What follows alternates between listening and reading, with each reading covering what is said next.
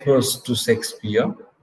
So the title itself is implicit enough to understand that this essay is about William Shakespeare, the famous Elizabethan dramatist. So Johnson's preface to Shakespeare was published in the year 1765. Now, what is this preface about? It is a comment on the argument over the ancients and moderns.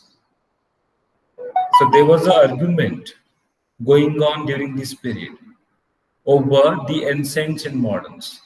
As you know very, very well, that neoclassicists always favored the ancient writers. So there was a kind of argument.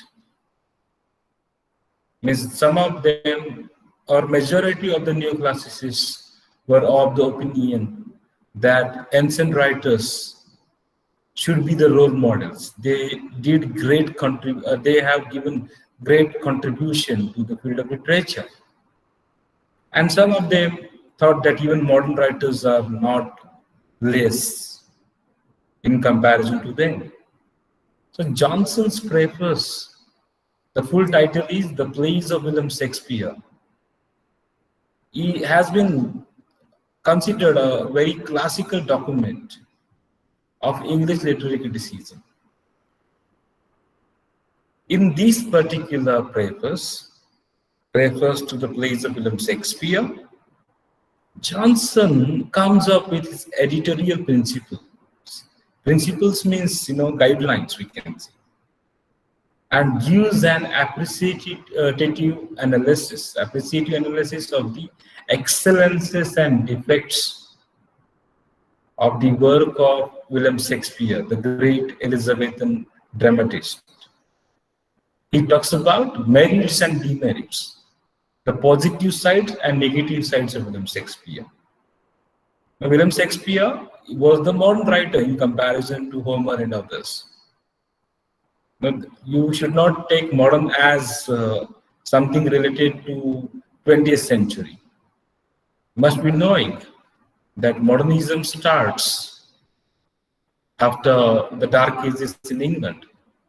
But whatever we understand as modernism is with reference to 20th century. Of course, the term modern is much broader than that. So when we compare Shakespeare with Homer, Shakespeare with Virgil, neoclassicists were of the opinion that ancient writers like Homer and Virgil were greater, they were the role models. And Johnson is coming up with his own views on this particular argument. Now, whatever he talks in this particular essay, in this particular document of literary criticism, okay, there are many points that have become fundamental tenets of modern criticism. It has provided the perspective, the principles for modern criticism. Of course, there are many other critics who think that Johnson has certain prejudices. Okay, he has certain assumptions, preconceived thoughts.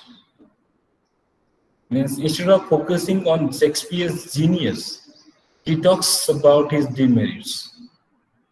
So some of us have different perspective looking at this, but one thing is clear that Johnson's preface to the plays of William Shakespeare has become a fundamental tenet. Because many of the points that he has touched upon in this essay have become the guiding principles for others. So this essay deals with the qualities quality that William Shakespeare possesses. Maybe negative, positive, whatever. He talks about both sides of William Shakespeare.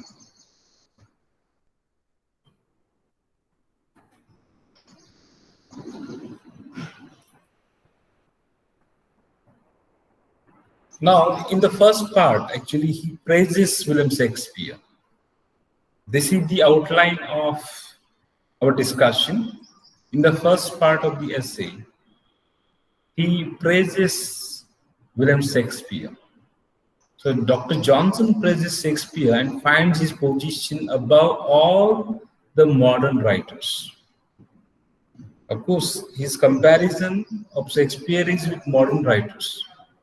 And he thinks that he is above all, or he was above all the modern writers.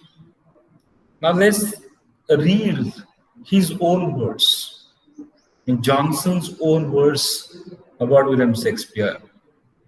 The way he praises William Shakespeare.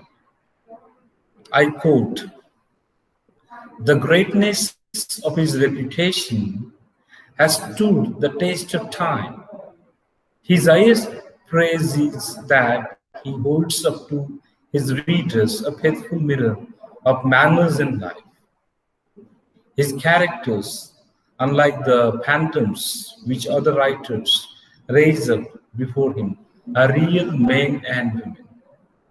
So these are the words that through which Johnson praises Shakespeare. So he thinks that Shakespeare's greatness, the greatness of his reputation, has stood the test of time, has proven itself with time. He means he is the one who goes with time. And his highest praise is that, means what he says. He holds up to the readers.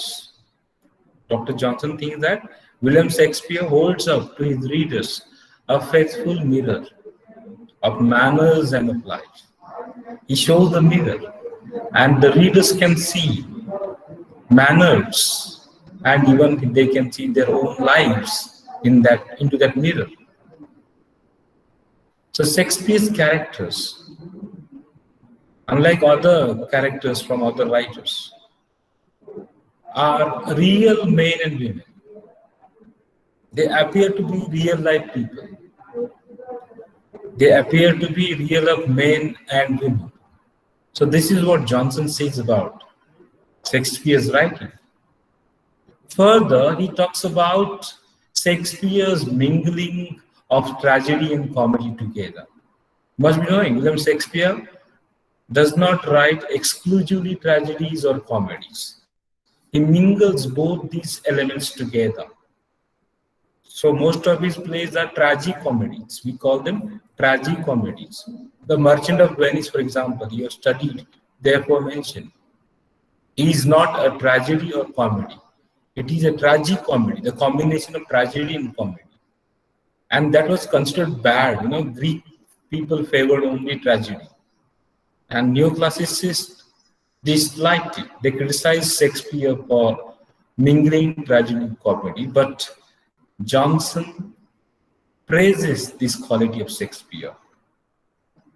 He says, I quote, "Shakespeare exhibits the real state of sublunary nature, which partakes of good and evil, joy and sorrow." So he says that Shakespeare is realistic because he brings together both things.